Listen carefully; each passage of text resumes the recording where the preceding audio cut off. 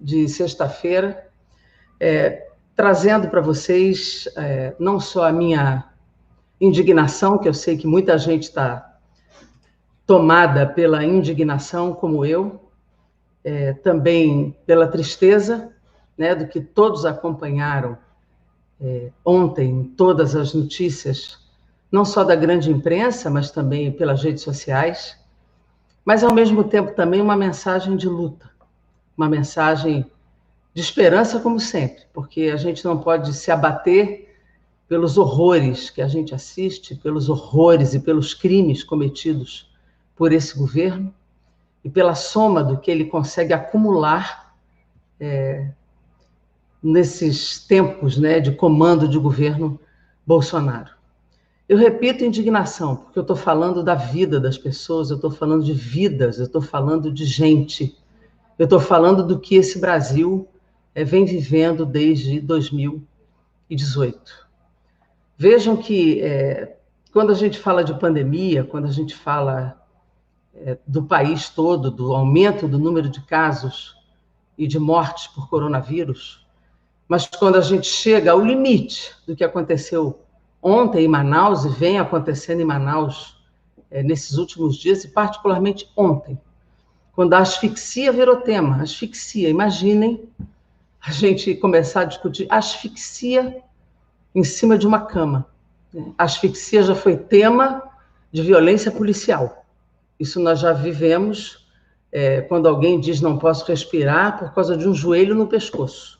Agora nós estamos falando de asfixia porque as pessoas estão em cima de um leito, dentro de um hospital, e não tem oxigênio para um pulmão comprometido por uma doença, né? Onde médicos se desesperam, enfermagem se desespera, profissionais de saúde se desesperam, mas mais do que eles, as famílias se desesperam.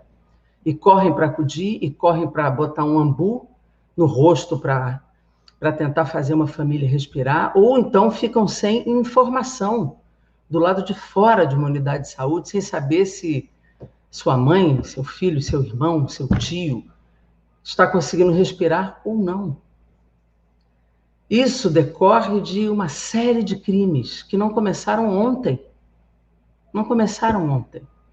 Isso é o acúmulo da negação de algo chamado ciência, da negação de uma pandemia que foi minimizada, ou seja, isso não é nada, é uma gripezinha.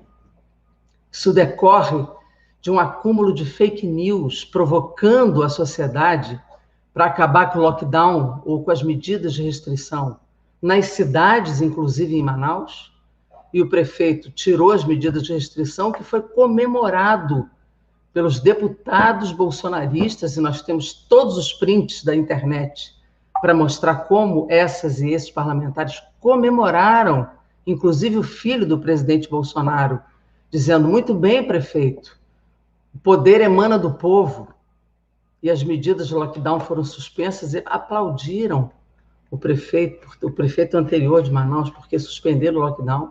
E isso estão fazendo no Brasil inteiro, em todas as cidades, pressionando para não usar máscara, porque não adianta, segundo eles, os negacionistas de Bolsonaro, não adianta lavar as mãos. Vacina, então, para quê? Essa vacina que não faz bem para ninguém, isso é uma mentira. Essa vacina é para botar chip comunista no corpo das pessoas, para trocar o seu DNA, para fazer cadastro para o mercado financeiro. E vejam que Manaus, já, pelo que saiu na imprensa, a empresa já havia informado que estava com dificuldade de fornecer oxigênio.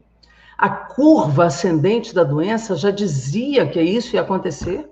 E que medidas de fato foram tomadas?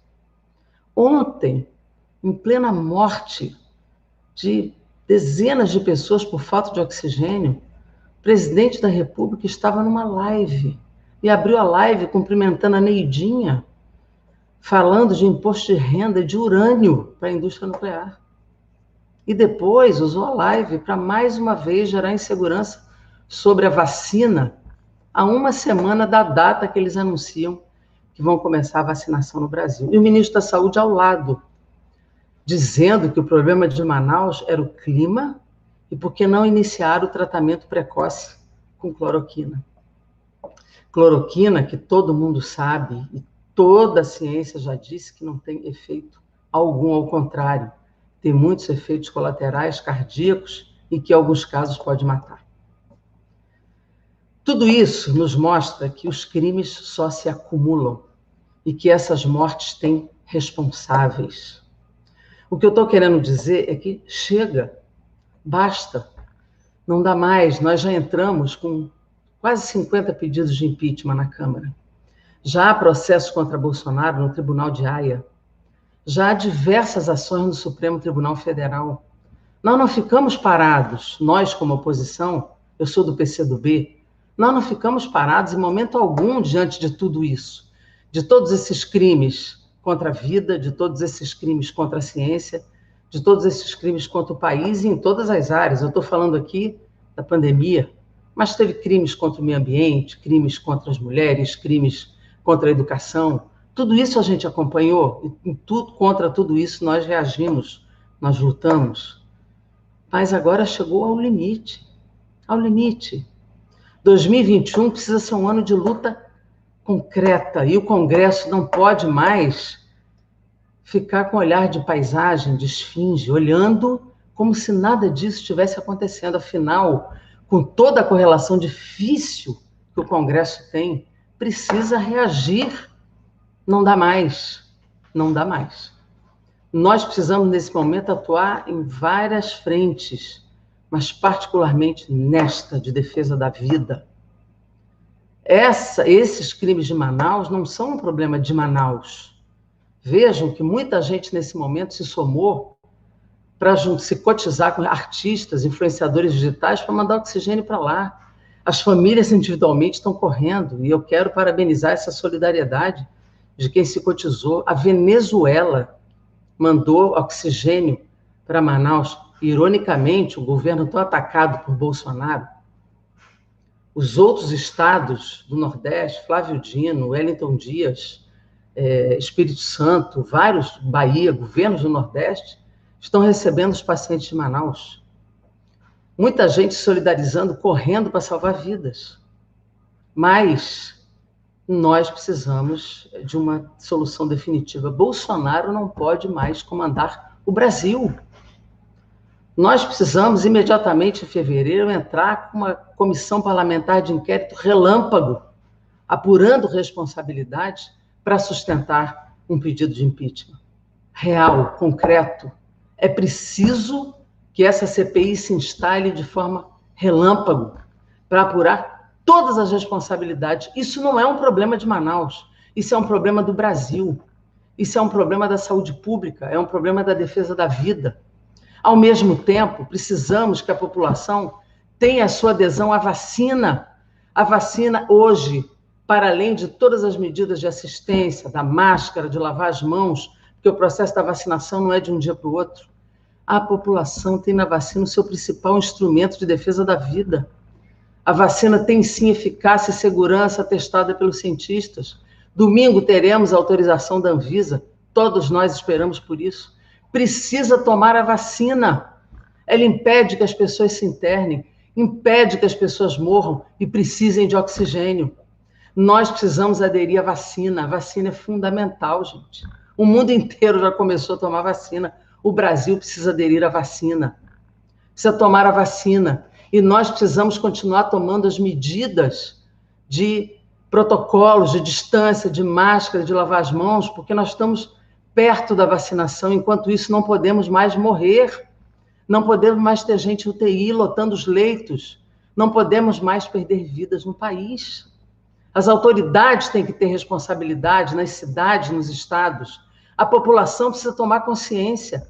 Nós precisamos cobrar isso das autoridades e a população precisa sair dessa negação da ciência, precisa assumir as medidas e precisa tomar a vacina.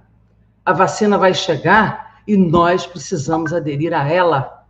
Vamos nos salvar e salvar os outros, a quem nós amamos, aos amigos, aos parentes, aos vizinhos, à população brasileira.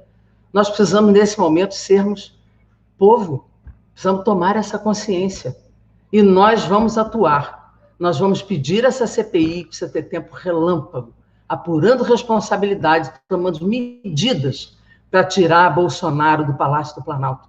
Chega de crime no Brasil. Chega de governo Bolsonaro. Precisamos ir à luta com esperança de sairmos dessa situação para um momento de paz, um momento de oxigênio para a vida, para a política e para o Brasil. É isso, minha gente. Obrigada.